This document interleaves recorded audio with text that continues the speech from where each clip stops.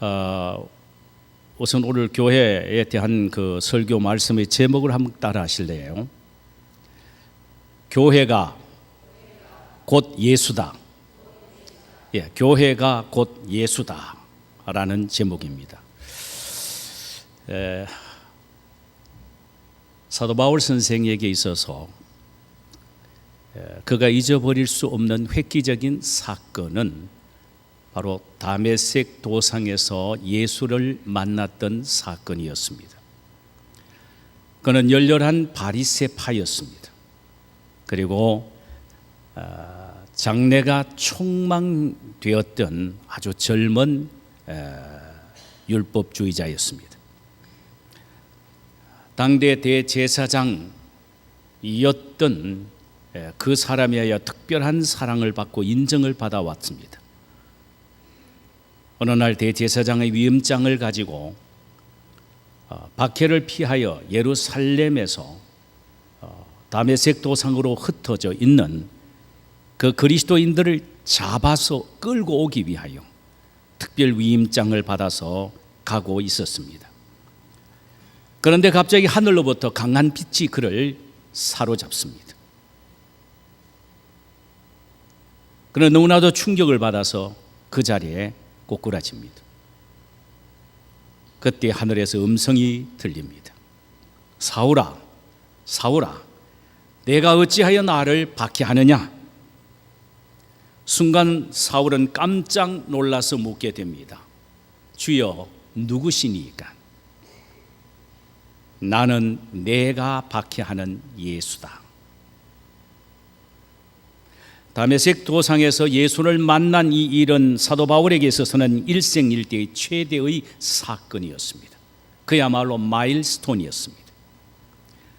그래서 그는 가는 곳마다 만나는 사람마다 다메섹 도상에서 그가 예수를 만났던 사건들을 간증을 했습니다.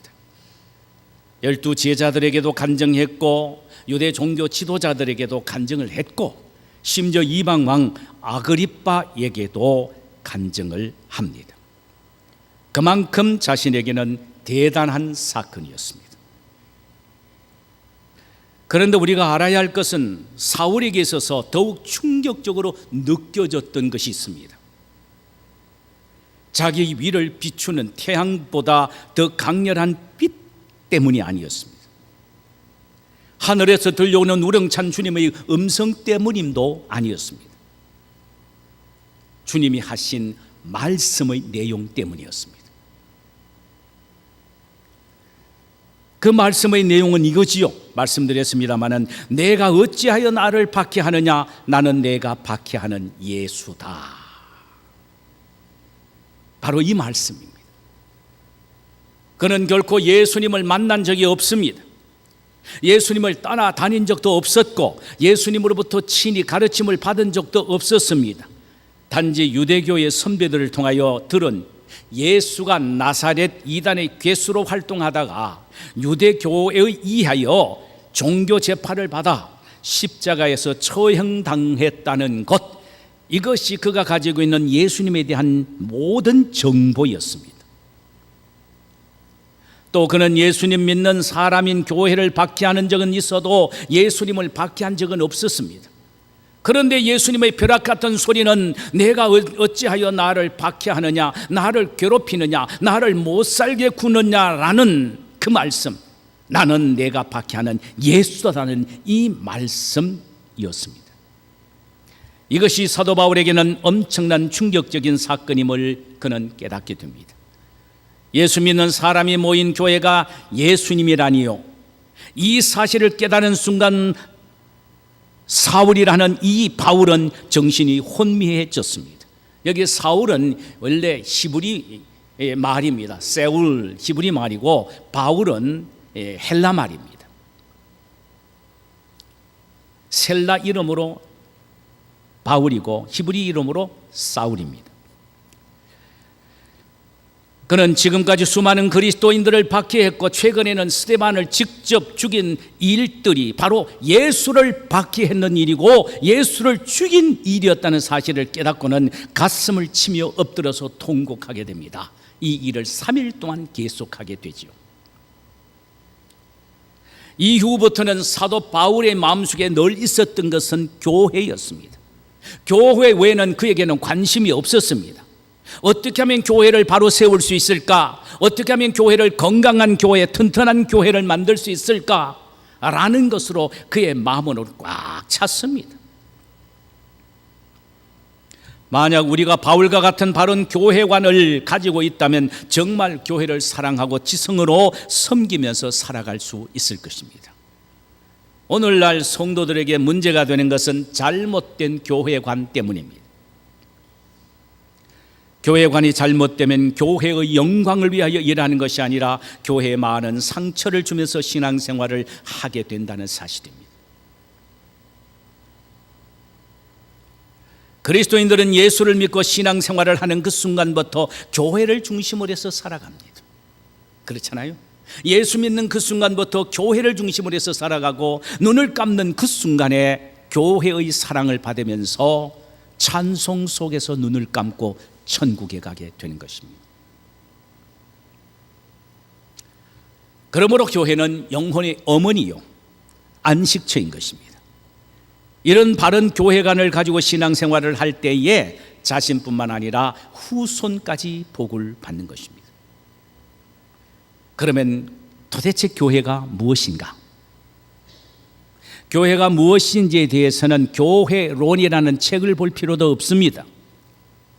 주님으로부터 직접 들어보면 명쾌하게 정리가 됩니다.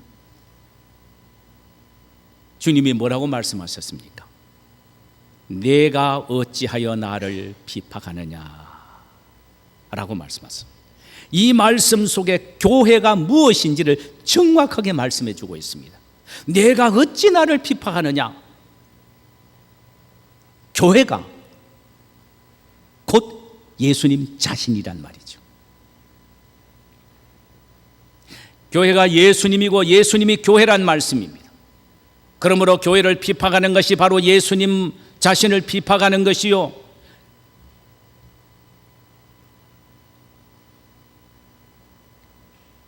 교회를 욕하는 것이 예수님 자식을 욕하는 것입니다. 여러분 꼭 기억하세요. 이 세상에 있는 어떤 기관도 하나님의 마음속에는 교회만큼 귀한 것은 없습니다. 교회가 최고로 귀한 것입니다. 식당에 가서 식사를 할 때 보면요, 이쪽 저쪽에 두세 사람 모여서 앉아서 식사를 하면서 그들이 먹는 양념은 교회 씹는 겁니다. 들어보면 가관도 아닙니다. 아이고 박 장로 그게 기도인가? 내가 해도 그 정도는 한다. 그것부터 시작이 되는 겁니다. 도대체 어제는 우리 무슨 박 목사는 어떻게 설교를 그렇게 하는지 몰라. 뭔 말인지도 하나도 모르겠다고 그렇게 이야기를 합니다. 그리고 권사님 씹고 성도들 씹고 그래야 밥맛이 좋은가 봅니다. 여러분, 예수님을 욕하는 거고 예수님을 씹는 것임을 알아야 합니다. 그걸 모르는 거예요. 거기에 또 이야기하는 게요, 이놈의 교회, 그놈의 교회. 아니, 그런 못된 소리가 어디 있습니까? 교회가 주님이신데 주님의 교회라는 건 누굴 욕하는 겁니까? 주님을 욕하는 겁니다. 그걸 압니까? 야, 끔찍합니다. 끔찍해.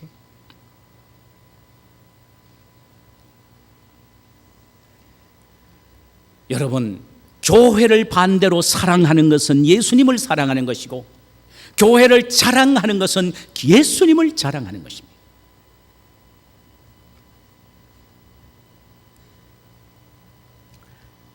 이유는 예수님이 하나님의 형상이듯이 교회는 그리스도의 형상이기 때문입니다.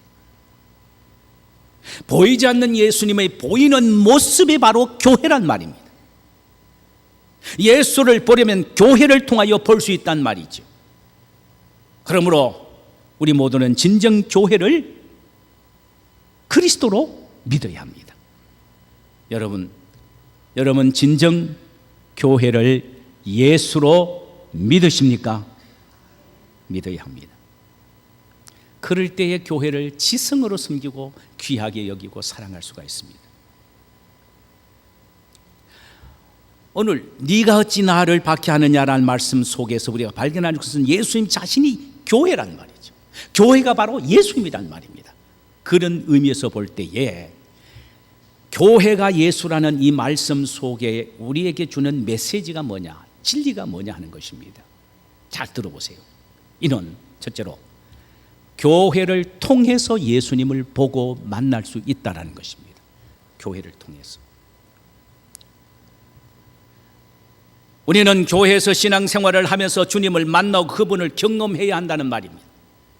예배를 통하여 주님을 만나고 함께 찬양을 부르면서 주님을 만나고 기도하면서 주님을 만나고 성도끼리 아름다운 교제와 여러 가지 교회 활동을 통하여 주님을 만나는 것입니다. 소그룹 모임을 통하여 그 가운데 그 작은 가정교회를 통하여 주님을 만나는 것입니다. 거기서 주님을 보는 것입니다.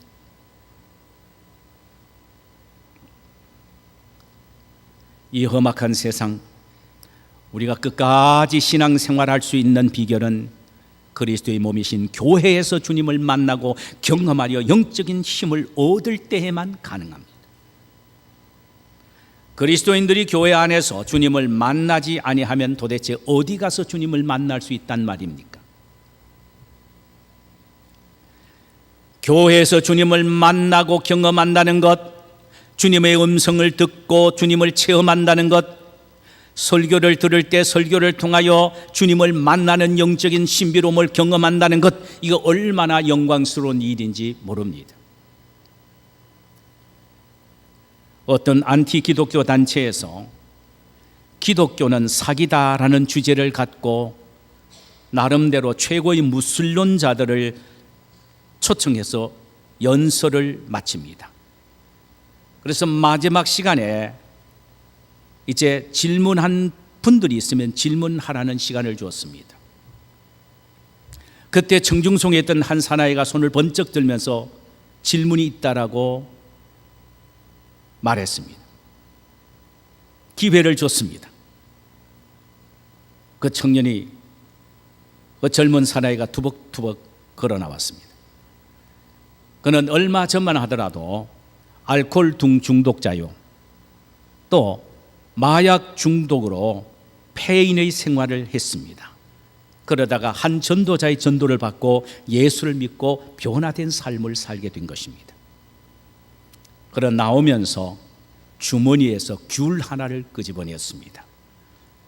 그리고 제일 껍질을 벗겨내고 작게 알알이 박혀있는 그 알 하나하나씩 끄집어내서 먹으면서 나왔습니다. 청중 앞에 섰습니다. 그리고는 질문을 하지도 않고는 그 낫알인 귤 하나씩 다 먹습니다. 온 사람들이 그를 어텐션합니다. 마지막 조각까지 다 먹고 난 이후에 이 사나이가 연사에게 이런 질문을 합니다. 선생님, 제가 먹는 이 귤이 달까요? 쓸까요? 황당한 질문을 받은 연사는 이 머저리 같은 사나이야, 내가 그걸 어떻게 하라? 먹어봐야 알지. 그러자 그 사나이는 이렇게 대답을 했습니다. 맞습니다. 먹어보지 않고는 귤의 맛을 모르듯이 예수님을 만나보지 않고 경험하지 않고 그분의 음성을 들어보지 않고는 예수를 모릅니다. 그러므로 예수를 믿어서 만나보기 전에는 예수님을 비난하지 말고 예수를 믿어 교회 안에 들어와서 신령한 은혜를 체험해 보기 전에는 기독교를 사기라고 말하지 마십시오 하면서 돌아갔습니다. 참 매우 의미 있는 말입니다. 예수님을 만나고 경험하는 것은 매우 신비로운 것이며 그 누구도 다 설명할 수 없는 풍성함입니다. 그러므로 예수님은 오늘날에도 우리에게 당신의 몸인 교회에서 당신을 만나고 경험하기를 원합니다. 그런 영적인 경험을 하면서 신앙생활을 우리 모두가 하기를 원하신다는 말이에요. 주님은 우리를 만나시기 위하여 항상 팔을 벌리고 준비해 계십니다. 어디에서? 교회에서 말입니다. 그래서 슬픈 자여 다 내게로 오라, 가난한 자도 다 내게로 오라, 삶에 지친 모든 사람들아 모두 다 내게로 오라고 주님은 초청하십니다. 교회가 바로 주님이시고 주님을 만날 수 있는 현장이기 때문입니다.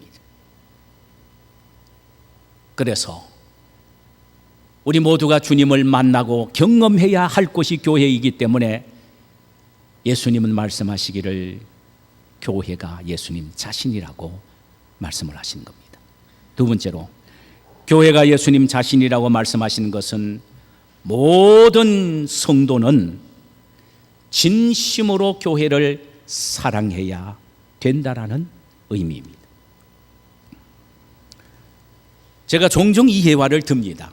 너무너무 심플하면서 복음이 담겨져 있는 예화이기 때문입니다. 어떤 악한 주인 밑에 있는 늙은 종이 있습니다. 이제는 노동력도 없습니다. 병이 들어 있습니다. 나이가 들어서 눈이 침침합니다.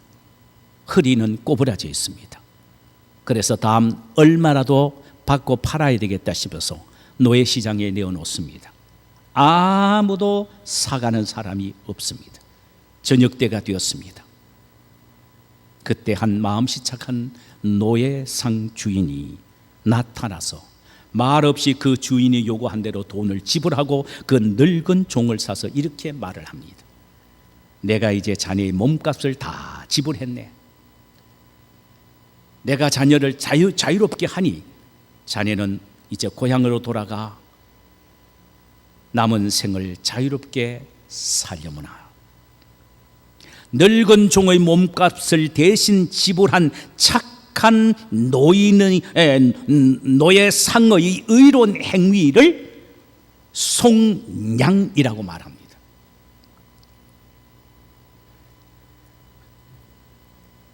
속량받은 이 늙은 노예는 그 주인의 은혜에 너무 감격하여 자원해서 자기의 이만에 주인의 인을 찍고 난 이후에는 스스로 자원해서 주인을 일생 동안 목숨을 다하여 섬기고 사랑하기로 결단을 합니다. 죽었던 목숨이 살아났으니까, 자유함을 얻었으니까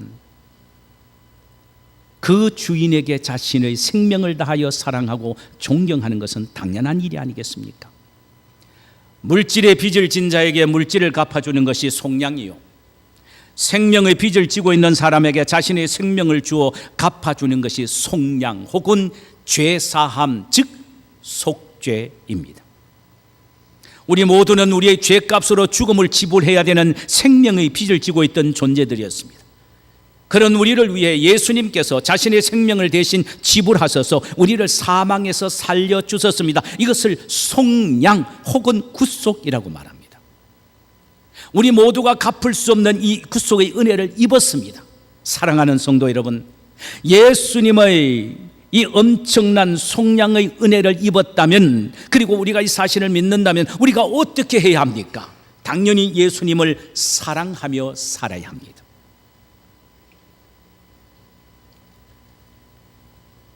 손에 있는 재물보다 주님을 더 사랑해야 되고, 세상의 명예보다 주님을 더 사랑해야 됩니다. 내 자신보다 주님을 더 사랑해야 합니다. 마땅히 주님을 사랑해야 되겠기에, 왜? 빚을 졌기에, 죽었던 생명이 예수님 때문에 살아났기에 당연히 예수님을 사랑해야죠. 그래서 고린도전서 16장 25절에는 주님을 사랑하지 않으려거든 저주를 받을지어다, 그 자체가 저주다고 이야기합니다. 그리스도인이지만 누구든지 당연히 그리스도를 사랑해야 됨을 말씀하고 있다는 말이죠. 그러면 어떻게 주님을 사랑할 수 있을까요? 중요합니다.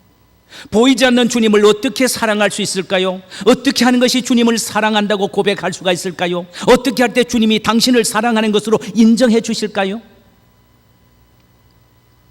바울은 보이지 않는 주님의 형상이 교회라고 말하면서 독특한 용어를 사용하여 교회를 설명했는데, 그것은 그리스도의 몸이라는 용어입니다. 고린도전서 12장 27절에 너희는 그리스도의 몸이요 각각 지체의 각 부분이라고 말씀합니다. 교회는 그리스도의 몸, 다시 말하면 교회는 예수님이라 이 말입니다. 이것은 정말 대단한 논리요 선언입니다.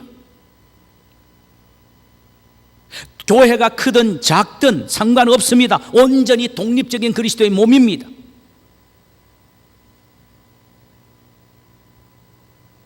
몸의 특징이 무엇입니까? 나눌 수 없다는 사실이 있습니다. 단지 많은 지체만 있을 뿐입니다. 그러나 아무리 많은 지체가 있다고 해도 그것들은 한 몸에 붙어 있고 종국적으로는 그 지체들은 한 몸을 이루고 있는 것입니다.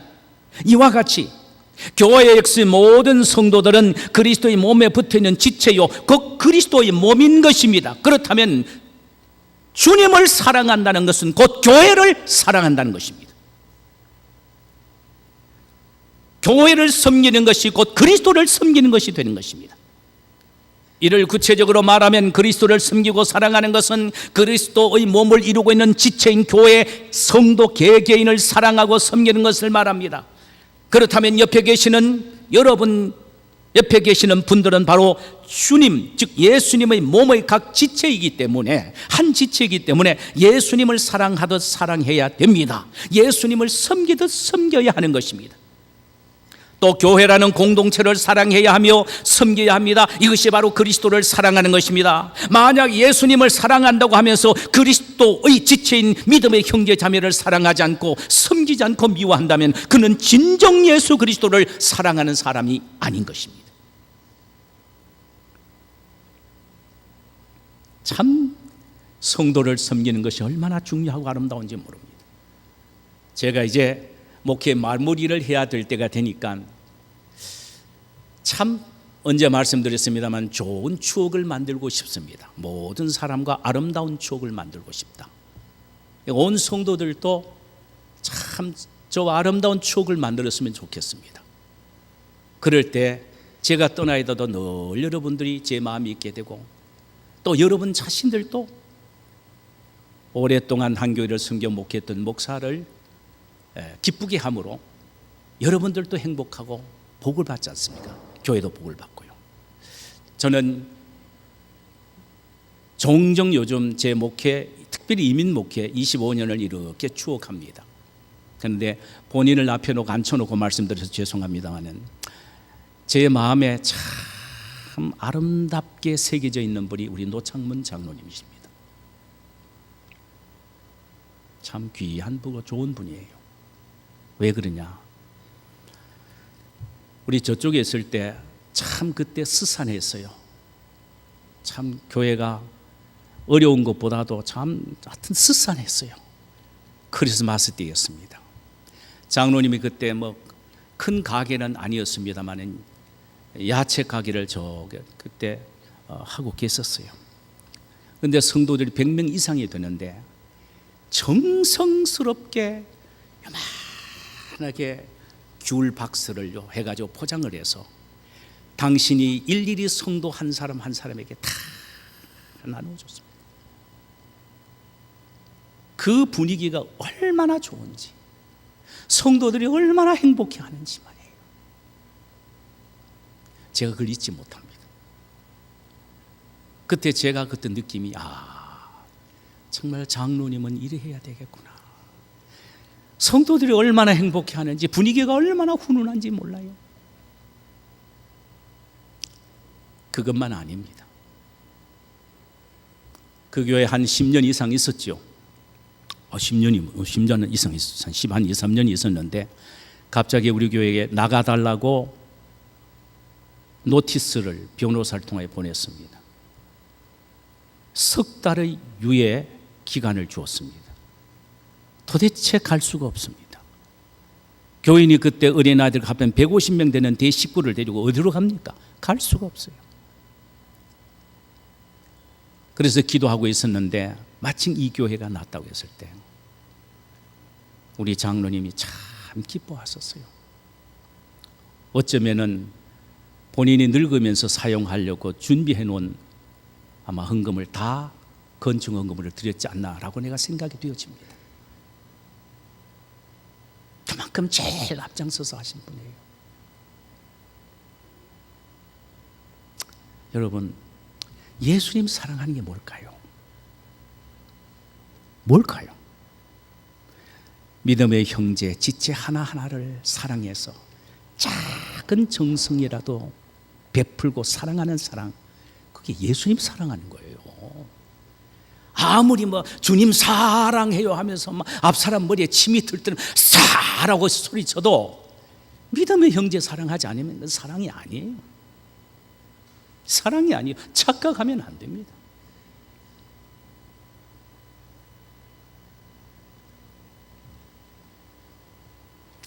만약 그리스도를 사랑한다고 하면서 교회 공동체를 사랑하지 않고 서로에게 상처를 주고 좋지 않는 말을 한다면 그는 진실로 그리스도를 사랑하는 사람이 아니며 그리스도를 욕하는 사람이 되는 것입니다. 만약 우리 교회가 예수라는 사실을 믿는다면 내 자신보다 교회를 먼저 생각해야 할 것이며 내 가정보다 교회를 먼저 생각해야 할 것입니다. 여러분, 이 말씀이 우습게 들리십니까? 항상 자신이 교회보다 우선이요, 내 가정이 교회보다 우선으로 생각하는 사람은 이 말이 정말 우습게 들리는지 모릅니다. 그러나 임종을 눈앞에 두게 될 경우를 생각해 보세요. 자신보다 예수님을 굳게 붙잡게 되고 자신의 가정보다 천국을 더 사모하게 되기 때문입니다. 이러보건대 우리는 자신보다 가정보다 예수님을 더 사랑해야 하고 그의 몸된 교회를 더 사랑할 수 있고 지성으로 섬길 수 있어야 한단 말이죠. 만약 우리가요 이런 바른 교회관을 갖고 신앙생활을 한다면 여러분이 가정의 좋지 못한 이야기를 절대로 밖에 떠들고 떠벌리지 않듯 교회의 부족하고 약한 부분을 떠벌리지 않을 것입니다. 교회의 부족하고 연약한 부분을 내가 가슴으로 안고 눈물 뿌려 기도하게 될 것입니다. 얼마나 멋있는 모습입니까? 그 기도 소리 예수님 들으시고 그 눈물 예수님 보시고 주님 앞에 설 때에 우리가 흘린 눈물의 양만큼 기쁨을 주실 줄 믿습니다.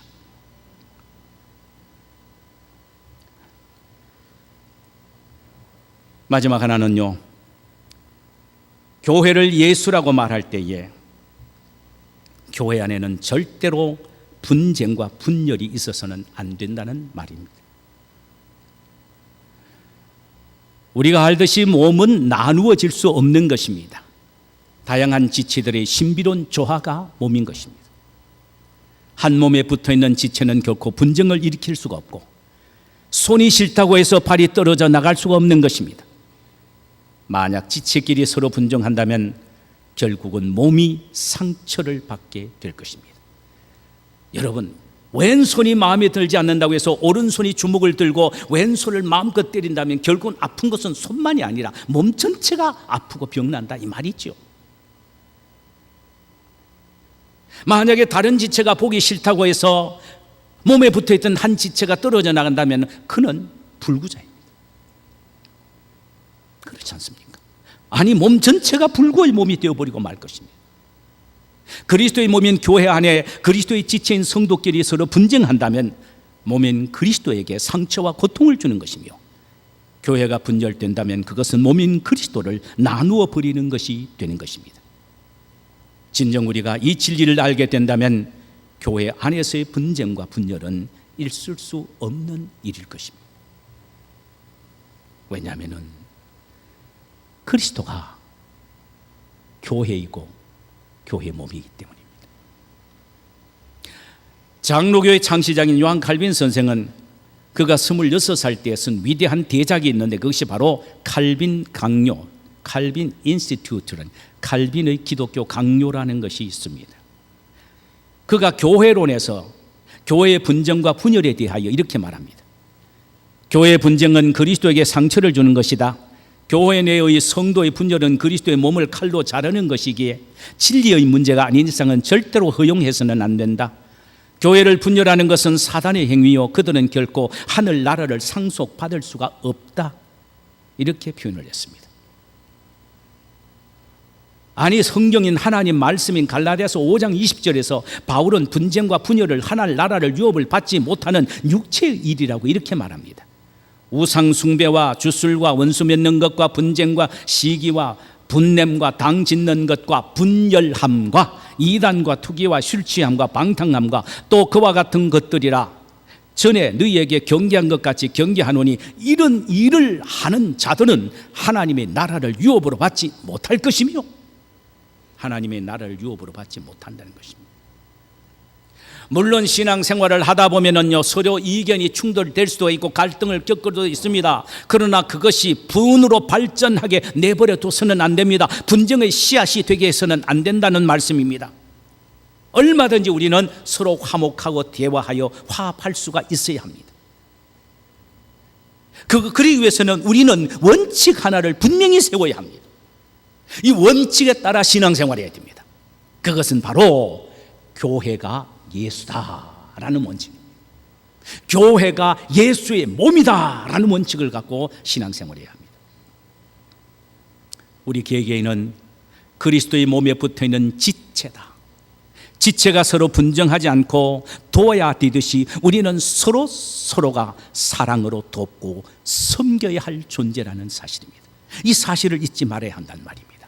그래서 갈라디아서 5장 13절에는 오직 사랑으로 서로 종노릇 하라, 사랑으로 서로 섬겨라, 이것이 교회를 섬기는 우리의 태도여야 하고 예수를 교회라고 믿고 있는 우리의 신앙의 자세여야 합니다. 그러기 위해서는 우리는 서로가 이해하고 관용해야 합니다. 내 자신을 철저히 낮춰야 합니다. 내 자신을 포기해야 합니다. 내 자신을 죽여야 합니다. 여러분, 신앙에서 최고는 내가 죽는 거예요. 내가 죽는 거예요. 내가 죽지 않으면 아무것도 안 됩니다. 내가 죽지 않으면 다른 사람을 이해하지도 못하고 관용할 수도 없습니다. 내가 죽어야 내가 먼저 다른 사람을 섬길 수가 있는 것입니다. 교회 탄생의 달을 맞이하여 교회가 예수다 라는 이 진리를 다시 한번 음미해보고 우리 모두 바른 교회관을 갖고 주님을 섬기고 그의 몸된 교회를 섬기는 믿음의 형제 자매님들이 되시기를 주님의 이름으로 축원합니다. 자, 우리